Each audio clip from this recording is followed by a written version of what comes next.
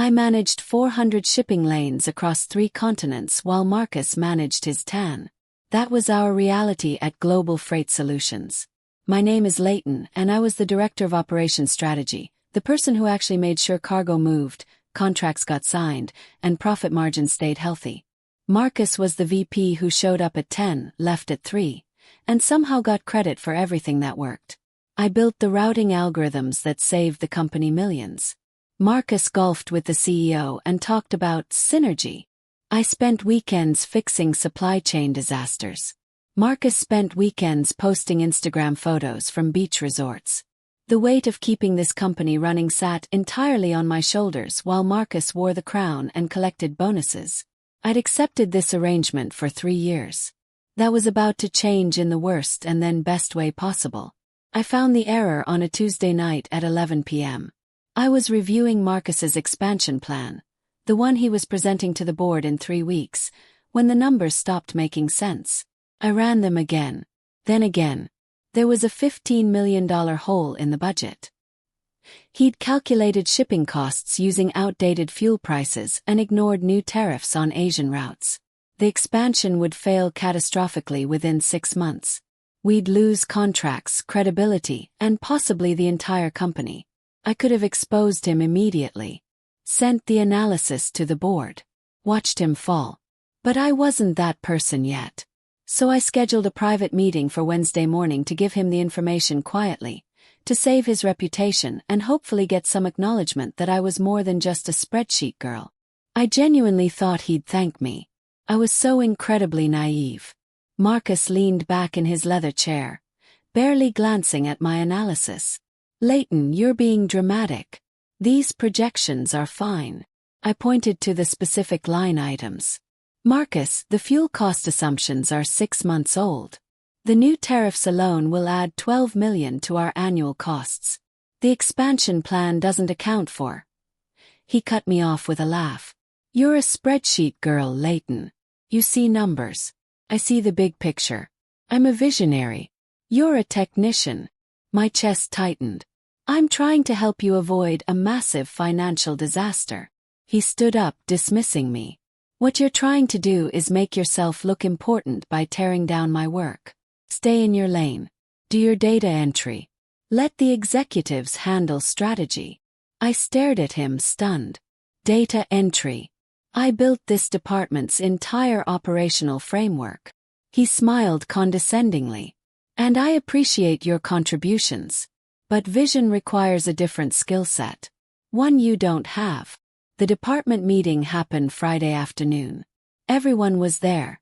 30 people crammed into the conference room for what we thought was a routine status update. Marcus stood at the front, looking pleased with himself. I want to announce an organizational change. After careful consideration, I'm transitioning Leighton from Director of Operations Strategy to Logistics Coordination. The room went silent. My coworker Paolo looked at me with shock. Marcus continued smoothly. Leighton has been focused too narrowly on data analysis. She needs broader perspective. This lateral move will help her gain ground-level experience. Lateral move. That was corporate speak for demotion. Logistics coordination was 3 levels below my current position. This is effective immediately. Leighton, we've set up your new workspace. Thank you all for supporting this transition. People avoided my eyes. Marcus smiled at me from across the room. This wasn't about perspective. This was about teaching me a lesson. About punishing me for questioning him. My new office was a tiny cubicle near the supply closet. No window. No door. Just a desk, a computer, and a phone that rang constantly with basic logistics questions. I moved my belongings in a cardboard box while former colleagues whispered. Some looked sympathetic. Others looked relieved it wasn't them. Marcus walked past twice that first day, making sure I saw his smirk. The job itself was mind-numbing. Answer phones. Schedule routine pickups. File paperwork. Tasks that could be done by someone with 2 weeks of training, being performed by someone who'd spent 3 years building complex international logistics systems. I sat in that cubicle and felt the humiliation wash over me. But underneath the humiliation, something else was growing. Clarity. Marcus had made a strategic error. He'd underestimated me. And he'd given me time to think, to plan, and to document everything. I discovered the email block on Monday. I tried to send my weekly operations report to the board, a routine communication I'd been doing for 2 years. The message bounced back. You do not have permission to access this distribution list. Marcus had removed me from the board's email server. Not just demoted me, isolated me. He was making sure I couldn't communicate directly with anyone who mattered. The trap was set and I was in it. But Marcus had forgotten something crucial. When you push someone into a corner, you better make sure they don't have tools to fight back. And I had tools. 3 years of institutional knowledge. Access to archive systems he didn't know existed. Relationships with people in IT, finance, and operations who respected me more than they respected him. I sat in my cubicle and made a choice. I wasn't going to fight back immediately. I was going to let him hang himself. Lethal compliance became my strategy. I did exactly what my new job description required. Nothing more, nothing less. When junior staff called with complex routing questions, I gave them Marcus's extension. When vendors needed clarification on contracts I'd negotiated, I referred them to the VP's office. When the systems I'd built started showing error messages, I filed standard IT tickets instead of fixing them myself. Answered phones. Filed papers. I scheduled pickups. I was the perfect logistics coordinator. Meanwhile, the department started cracking. Small issues became bigger ones. Shipments got delayed. Costs crept upward. Nothing catastrophic yet, just a slow degradation of the efficiency I'd spent years building. Marcus didn't notice at first. He was too busy preparing his board presentation. Too busy taking credit for systems that were starting to fail. Too busy being a visionary to see the foundation crumbling beneath him. Marcus needed presentation materials for the board meeting. Naturally, he used my old templates, the sophisticated Excel models with real-time data feeds that I'd spent months perfecting. What he didn't realize was that those templates were live-linked to current departmental statistics. When I'd built them, I'd connected every chart and graph to actual performance metrics. They updated automatically based on current shipping costs, delivery times, profit margins, and efficiency ratings. Marcus thought they were static, just pretty charts he could present. He didn't understand that they were dynamic dashboards showing exactly what was happening right now. And right now, with me no longer fixing problems and his expansion plan creating new costs, those statistics were trending downward fast. I watched from my cubicle as he downloaded the templates, probably planning to just change the date and take credit. He had no idea he was about to present his own failure in real time. 3 weeks out from the board meeting, I watched Marcus start to panic. The numbers on his practice presentations weren't looking as pretty as they used to. Profit margins were down. Efficiency ratings were dropping. Cost overruns were appearing in categories that used to run smoothly. He called an emergency strategy meeting. From my cubicle, I could hear him through the walls. His voice rising as he demanded answers. Why are the Asian route costs up 15%? Nobody had a good answer. Because I was the one who used to manage those relationships, negotiate better rates, and find creative routing solutions. That knowledge was sitting in a cubicle, answering phones.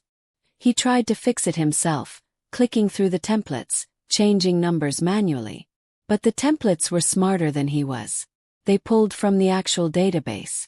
His manual changes just created error messages. On Wednesday he called me. Leighton, I need you to fix the visuals on my presentation.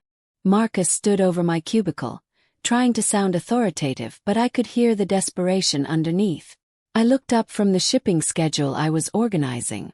Fix the visuals. I'm not sure what you mean. He gestured impatiently. The charts, the graphs, they're showing weird numbers. Just make them look better. I spoke carefully, keeping my voice neutral. Marcus, as a logistics coordinator, I no longer have security clearance to access the strategy files. Remember, you revoked my access when you transitioned me to this role. His face reddened. Don't be difficult. You know how those templates work. I nodded sympathetically. I do. But company policy is very clear about access levels. If you need technical help, you should contact the IT department or perhaps hire a data analyst. He leaned closer. Are you refusing to help me? I smiled politely. I'm following the protocols you established. I'm staying in my lane. The day arrived cold and tense.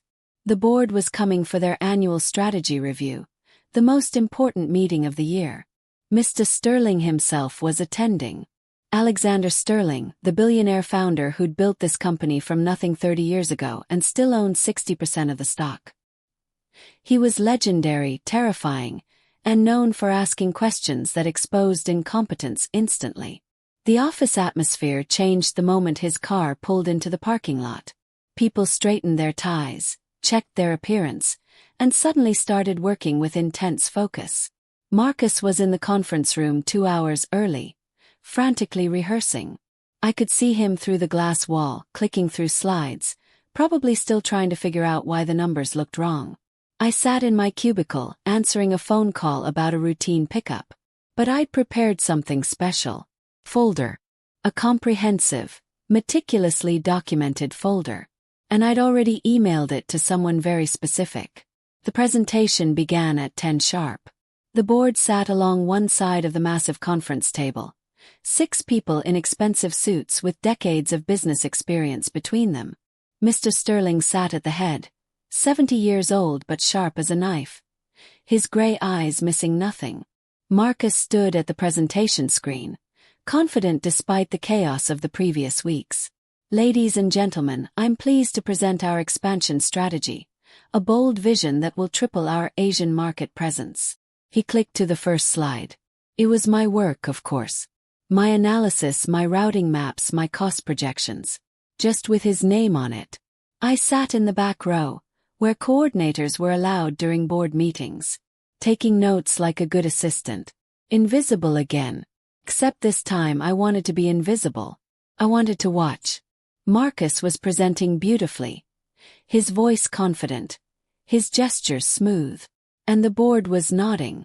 Except Mr. Sterling. He was watching the numbers. 15 minutes into the presentation, Mr. Sterling raised his hand. Marcus, show me the real-time margin analysis. Marcus's confident smile flickered. The what? Mr. Sterling gestured at the screen. Slide 14. The live data feed showing current profit margins across all routes. That was my innovation. A real-time dashboard that pulled current data. Marcus clicked to slide 14. For years, that slide had shown healthy green numbers, steady profits, efficient operations. Because I'd been maintaining the systems, fixing problems, optimizing routes constantly. But I hadn't been doing that for 3 weeks. The screen loaded. For a moment everything seemed fine. Then the patch I'd used to run, the automated systems that cleaned data and presented optimal results, failed to execute. Because those systems required my credentials, which had been revoked. The screen filled with raw, unfiltered data. And it was a disaster. Red numbers cascaded across the display like a waterfall of failure. $15 million in projected losses for the next fiscal year. Cost overruns on 12 major routes. Efficiency ratings down 38%. Contract penalties accumulating. The expansion plan Marcus had been praising for 20 minutes was exposed as financially catastrophic. The room went dead silent. 6 board members stared at the screen in horror. Mr. Sterling leaned forward.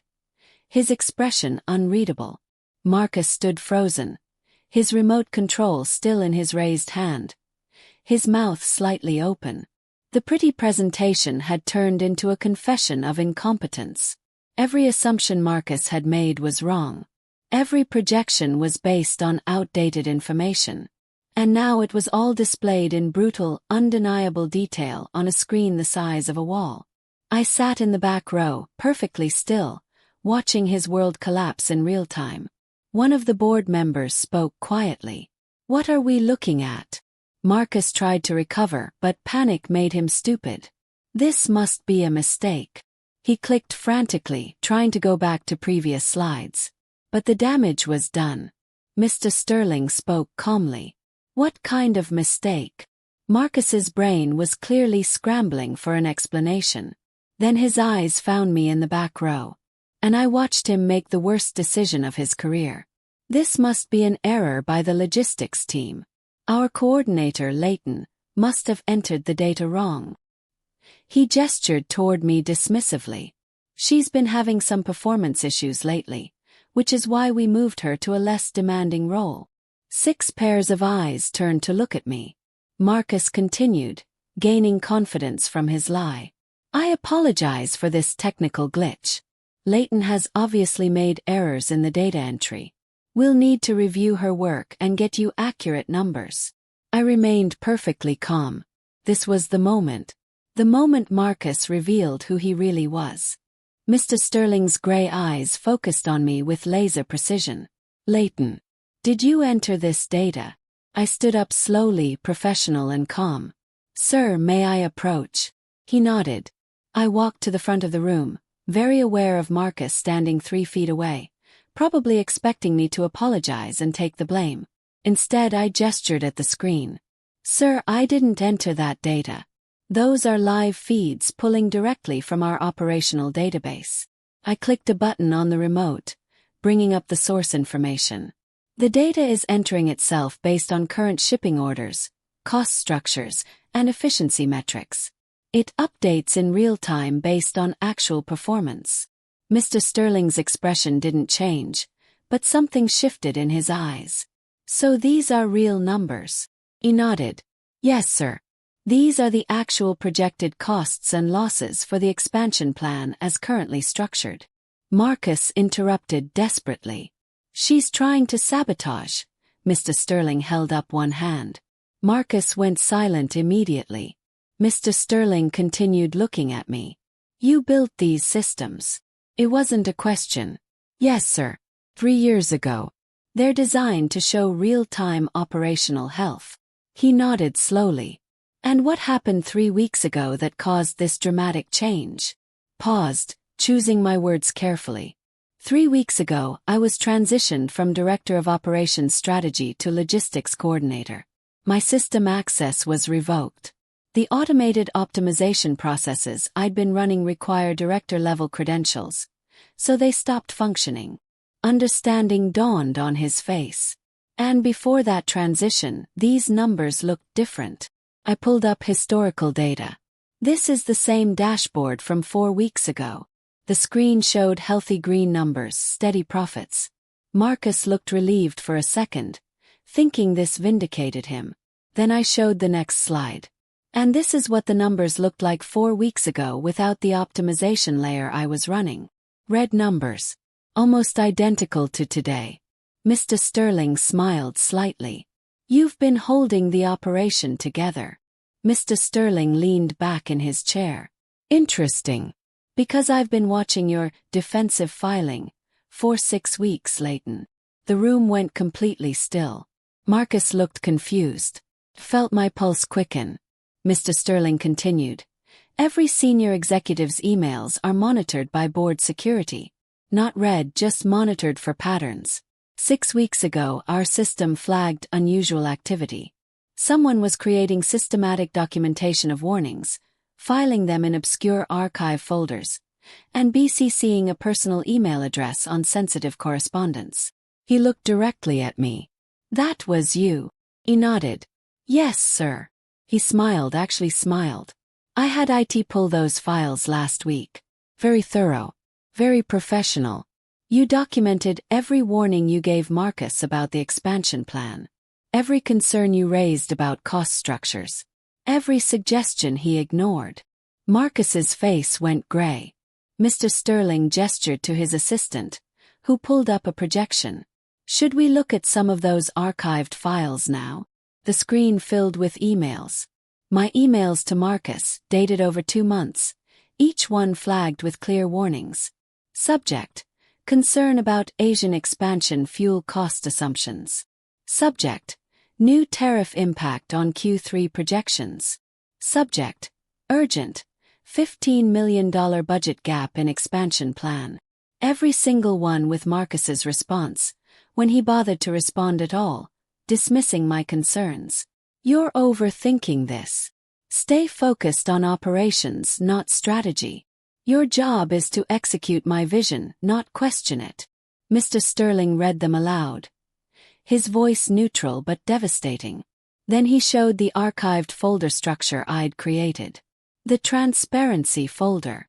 Everything organized by date, category, and severity level. Proof that I'd tried to warn him.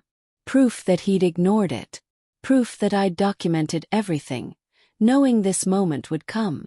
The board members were making notes, their expressions dark. Marcus tried to speak. I never saw. Mr. Sterling cut him off. Your response emails are right here, Marcus. You saw them. You just didn't listen. The auditor, a thin woman with severe glasses, spoke for the first time. Mr. Marcus, why did you ignore a $15 million warning from your director of operations? Marcus's mouth opened but no sound came out. His face had gone from red to gray to almost green. He literally couldn't speak. The words were stuck somewhere between his brain and his mouth, because there was no good answer. The truth, that he'd ignored me because he thought I was just a spreadsheet girl, would end his career. But lying wouldn't help either, because the evidence was overwhelming. He stood there, frozen, while the board watched him struggle. Finally he managed. I thought she was being overly cautious. The auditor looked at him coldly. $15 million worth of cautious. Mr. Sterling added quietly. And then you demoted her. And blamed her for your failures. Interesting strategy. Marcus had no response. The room had turned against him completely. And he knew it. The meeting ended shortly after. The board needed to discuss things privately. Marcus tried to follow Mr. Sterling out, but the founder gestured for him to wait. We'll call you when we need you. Marcus stood in the conference room, alone except for me. I was gathering my notes, preparing to go back to my cubicle. He approached me desperately. Leighton, we need to talk. I looked up calmly. About what? He glanced toward the door, making sure no one was listening. Look, I made mistakes. I should have listened to your concerns. But we can fix this. His voice dropped. Save me in there. Tell them it was all a misunderstanding. Tell them we worked on this together. Waited. He continued, sweetening the offer. I'll give you your old job back. Director of Operations Strategy. 20% raise. Full credit on the expansion plan. He was bargaining with nothing. Offering me what should have been mine all along. I smiled slightly. That's generous, Marcus. Relief flooded his face. So you'll help me? I shook my head. No. I don't think I will. Marcus looked confused. What do you mean? I just offered you everything you wanted. Closed my folder. Actually, Marcus, I've already accepted a job. His confusion deepened. What job? Where? I enjoyed this moment more than I should have. Here. The board hired me last week. His face went blank. That's impossible. I pulled out the official offer letter, dated 6 days ago. They contacted me after reviewing my transparency folder. The position is Independent Operations Auditor, reporting directly to the board. I let that sink in. My job is to review all strategic decisions before they reach implementation. To be the check on executives who prioritize vision over mathematics. Marcus staggered slightly.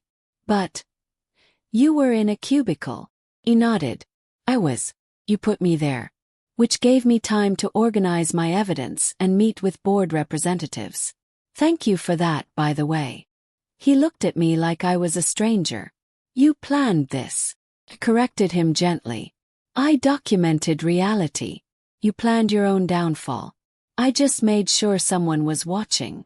Mr. Sterling returned 30 minutes later. Marcus stood at attention, probably expecting a lecture or a warning. Instead, Mr. Sterling's words were simple and final. Marcus, you're terminated. Effective immediately. gross financial negligence, and ethical misconduct. Marcus tried to protest. "You can't fire me. I've been with this company for 8 years." Mr. Sterling looked at him with something like pity. "And in those 8 years you built exactly nothing.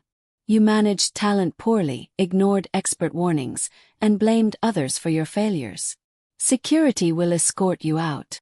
2 security officers appeared in the doorway. Marcus looked around desperately, searching for an ally, for someone who would defend him. Nobody moved. The people who'd laughed at his jokes and praised his vision were suddenly very interested in their phones. He'd ruled through charm and intimidation. But neither of those currencies had value anymore. Security gestured toward the door. Marcus had 1 hour to clear his desk. The office he thought he owned was done with him. I returned to my cubicle to finish some routine filing. About 40 minutes later, I heard footsteps and looked up to see Marcus carrying a cardboard box. His designer suit was wrinkled. His confident posture was gone. He looked like a man who'd just watched his life collapse. He stopped at my cubicle, standing where he'd smirked at me 3 weeks ago. "I underestimated you." His voice was hollow. I continued organizing files. "Yes, you did." He shifted the box in his arms. "Was it worth it? Destroying my career?" I looked up at him then. Really looked at him. "I didn't destroy your career, Marcus. You did that yourself. I just documented it." There was a folder on my desk. His termination paperwork, which I'd been asked to sign as the reporting auditor. I signed it while he watched, my signature authorizing his dismissal. I looked up at him. "I learned my lesson, Marcus." "Did you?" He had no answer. Security was waiting. He walked away carrying his box, past the offices he'd never see again. I watched him go and felt nothing but relief. I didn't just take the promotion. Over the next 3 months, I restructured the entire company's operational framework. I created new protocols where strategic decisions required operational review before board presentation, where visionaries had to prove their visions with mathematics, where credit went to the people who did the actual work, not just the people who presented it. I built a system where no executive could hide the contributions of their team. Every project required transparent documentation of who did what. Every presentation included author attribution. Every success had to acknowledge its true builders. The culture shifted slowly but steadily. People who'd been invisible started getting recognized. Ideas from junior staff got heard. The spreadsheet people got seats at the strategy table. Because it turned out that spreadsheets and strategy weren't opposites. They were partners. And companies that ignored one in favor of the other were companies that failed. I stood in my new office, the one with windows and a view, and looked at the company Marcus had tried to rule through charm and intimidation. It was better now. Stronger. More honest. And I'd made sure it would stay that way. Not by winning, but by making it impossible for people like Marcus to win anymore. The weight of the crown was still there. But now, everyone could see who was actually wearing it.